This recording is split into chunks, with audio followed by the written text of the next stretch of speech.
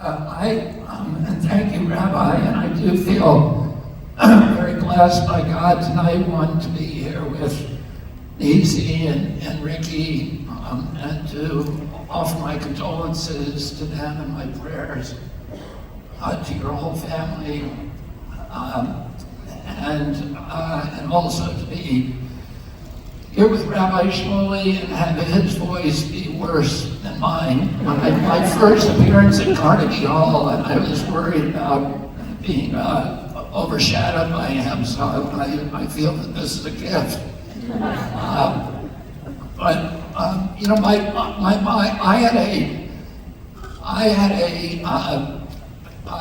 there was a lot of chaos in my family after my dad was killed. I was 14 years old when my dad was killed. I was with him in Los Angeles.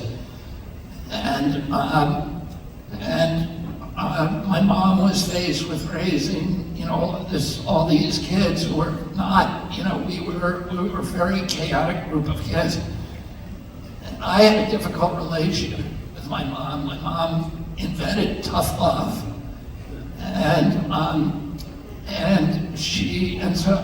I didn't get along when I was a kid, and I had a lot of sort of, I would say, acting out behavior. I ran away from home a lot. I hopped freight trains across the country. But after I got sober, I actually took my mother out she goes swimming a half mile out of the ocean every day. And I wanted to have a conversation with her and apologize to her for a lot of, you know, for the pain that I caused her and for not being a better son to her.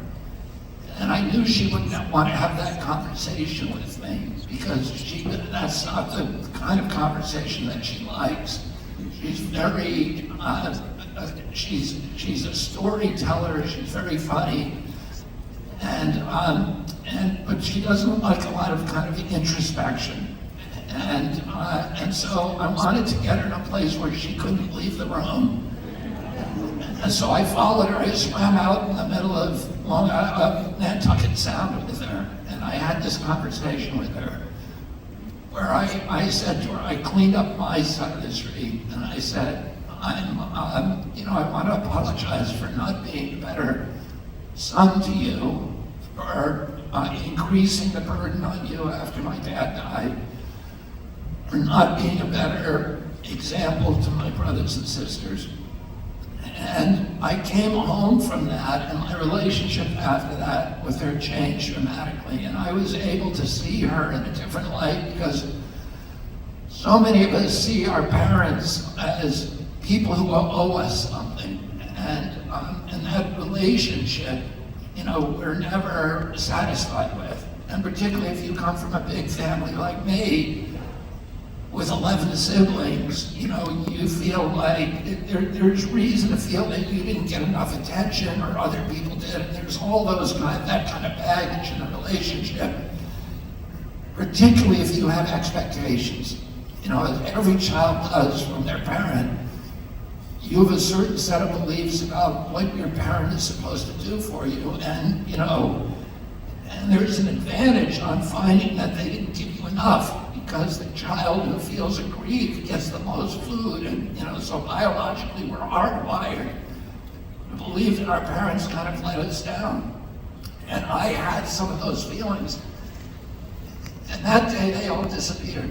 And I was able to see my mother for the first time for the human being that she was, this extraordinary human being. And the more that I realized that, the more grateful I was. I saw all the gifts that she had given me. I saw the piety. She had this combination of deep religious piety combined with irreverence and a skepticism toward the clergy. And it is an odd, paradoxical thing, but it was beautiful. She had this kind of rebellious spirit and at the same time deep faith. And she was an incredible raconteur and storyteller. She was a world-class athlete. She had a high jump record on horseback, but she could do every sport. She was one of the best amateur tennis players, women tennis players in the world. and won many, many tournaments, but she could do every sport, and that's one of the reasons my father fell in love with her. And she was competitive. She has extraordinary sense of humor to this day. She makes everybody laugh, and she's always laughing. And I saw all of these gifts that she had given me, the commitment, the passion that we had, that we were kind of raised with this idea that our lives would be consumed by great controversy, and that it would be a big privilege for us if we were able to play an effective role in public debates. And these were things that I didn't appreciate until I was able to change that paradigm, and change the trajectory of our relationship, and start seeing her as a human being rather than a parent. And today, I have an extraordinary relationship with her, and when I walk into the room, I can see her light up, that she's, so happy to see me. She actually likes my wife even better than she likes me. And so I'm just, I'm grateful to her. And then, look, I have 7 kids of my own, and I marvel every day about how my mother got us all to show up at dinner on time. We had to have a poem ready when we got to dinner. We said prayers before dinner. We said prayers after dinner. We said a rosary every day. We went to church every day. We were up in the morning. We had to have our fingernails cleaned, our hair brushed before we showed up at the dinner table. And we had to participate in group conversations. There was no such thing as talking to your neighbor when you're at the table.